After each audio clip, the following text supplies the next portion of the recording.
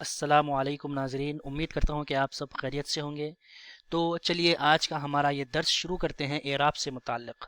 بسم اللہ الرحمن الرحیم، والصلاة والسلام علی اشرف الانبیاء والمرسلین وعلی آلہ وصحبہ اجمعین۔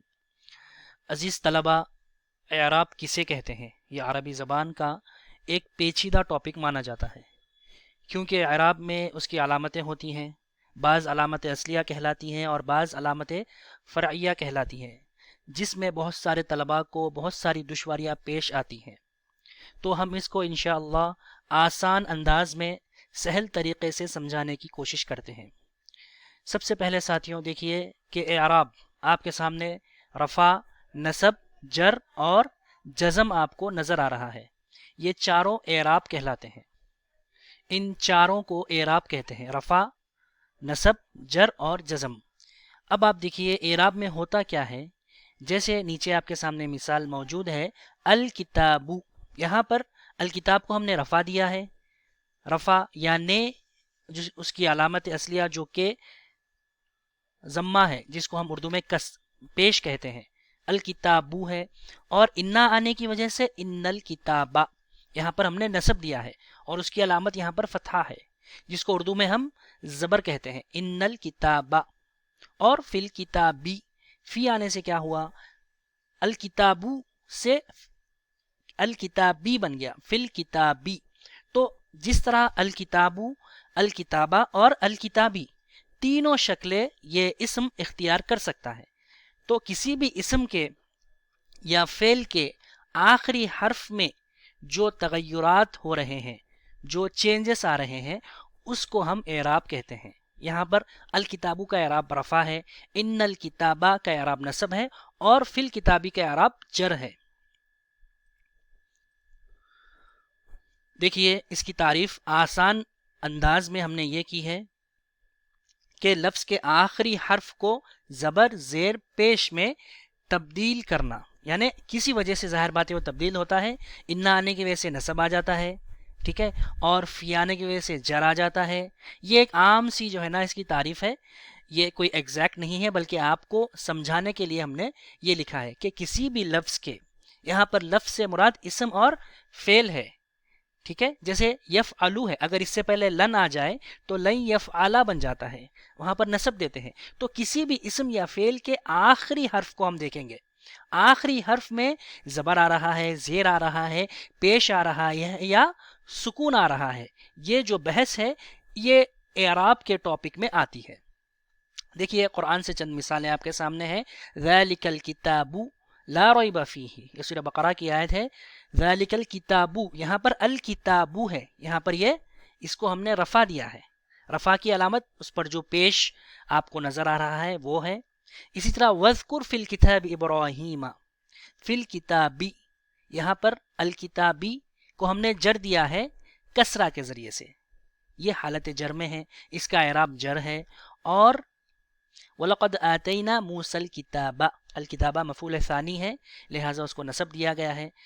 تو ان مثالوں میں آپ دیکھیے الکتابو آیا ہے، الکتابی آیا ہے، اور آخری مثال میں الکتابہ آیا ہے۔ تو پتہ یہ چلا کہ الکتابو کا اعراب رفع ہے، الکتابی کا اعراب جر ہے، اور الکتابہ کا اعراب نصب ہے۔ تو یہ جو چینجز آ رہے ہیں، یہ جو اسم کے آخری حرف پر، یعنی الکتابو یہ ایک لفظ ہے، اس کا جو آخری حرف ہے با ہے، تو اس با پر کبھی رفع آ رہا ہے، کبھی نصب آ رہا ہے، اور کبھی جر آ رہا ہے، یہی اعراب کا مطلب ہے، ٹھیک ہے۔ امید کرتا ہوں کہ آپ کو یہ سمجھ آیا ہوگا۔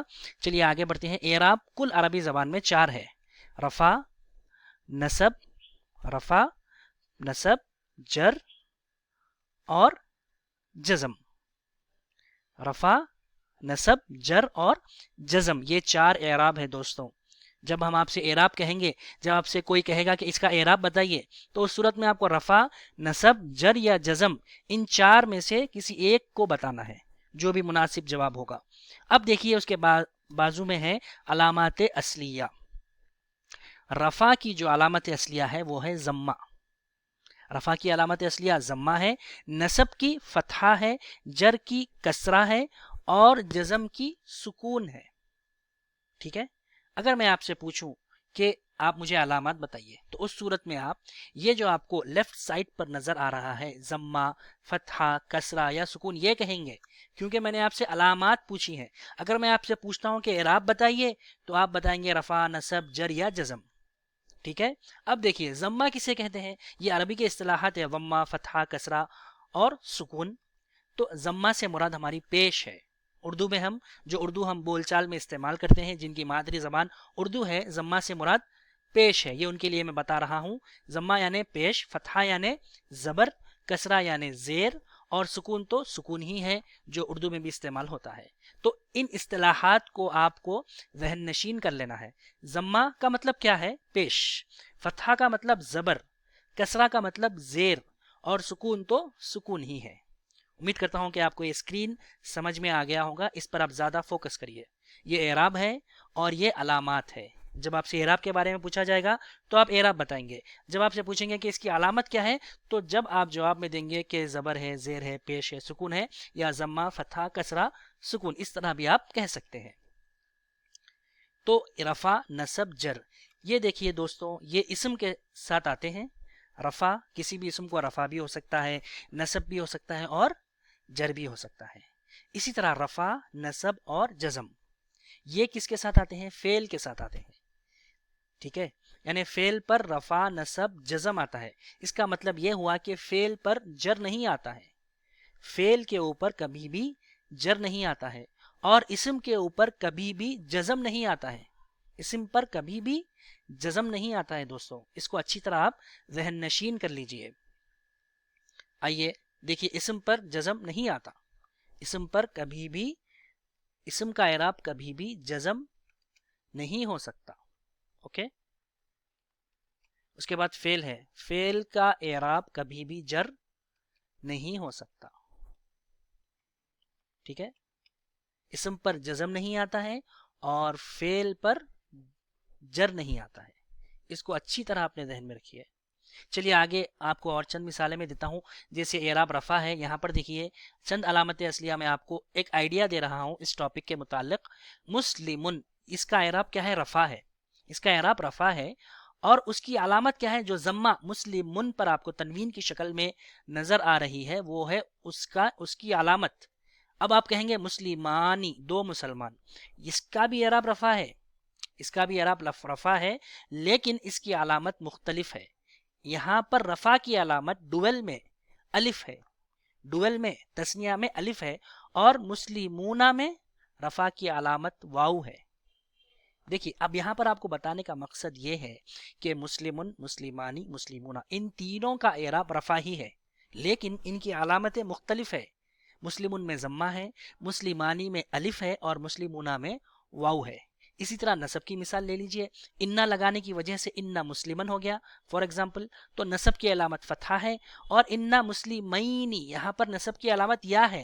مسلمانی کو ہم نے مینی میں بدل دیا، یا میں بدل دیا اور یا سے پہلے زبر ہے تو اس کا مطلب وہ ڈویل ہے. مسلمینہ میں بھی آپ نے واو کو یا سے بدل دیا لیکن اس سے پہلے اس سے ما قبل والے حرف پر زیر ہے. مسلمینی یعنی دو مسلمان اور مسلمینہ یعنی تمام مسلمان، جمع کا صیغہ ہے. تو اس اسکرین پر مسلمن، مسلمینی، مسلمینہ تینوں کا اعراب نصب ہے لیکن تینوں کی علامتیں مختلف ہیں. اسی طرح جر کی مثال دیکھیے. مسلمن مثال کے طور پہ فی مسلمن ہے تو اس صورت میں آپ نے جر اس کو کسرہ سے دیا ہے اور مسلمینی میں جر آپ نے یا سے دیا ہے، مسلمینہ میں بھی آپ نے جر یا سے دیا ہے. تو یہ تینوں اسما مسلمن، مسلمینی، مسلمینہ ان تینوں کا اعراب جر ہی ہے لیکن تینوں کی علامتیں مختلف ہیں. مسلمن واحد ہے اسی لیے اس کی علامت کسرہ ہے، مسلمینی تثنیہ ہے لہٰذا اس کی علامت یا ما قبل زبر ہے اور مسلمینہ جمع ہے لہٰذا اس کی علامت یا ما قبل زیر ہے. تو یہ ایک بریف انٹروڈکشن تھا اعراب کے متعلق. انشاءاللہ ہم آنے والے دروس میں واحد کا اعراب کیا ہوتا ہے، تثنیہ کا کیا ہوتا ہے، جمع سالم کا اعراب کیا ہوتا ہے، جمع مؤنث سالم کا اعراب کیا ہوتا ہے، جمع مکسر کا کیا ہوتا ہے اور اسی طرح جیسے اسماء خمسہ ہے، افعال خمسہ ہے، ان تمام ٹاپکس کو ہم انشاءاللہ کور کریں گے. اللہ سے دعا ہے کہ ہم کو قرآن پاک کو سمجھنے، پڑھنے اور اس پر عمل کی توفیق عطا فرمائے. السلام علیکم ورحمۃ اللہ وبرکاتہ.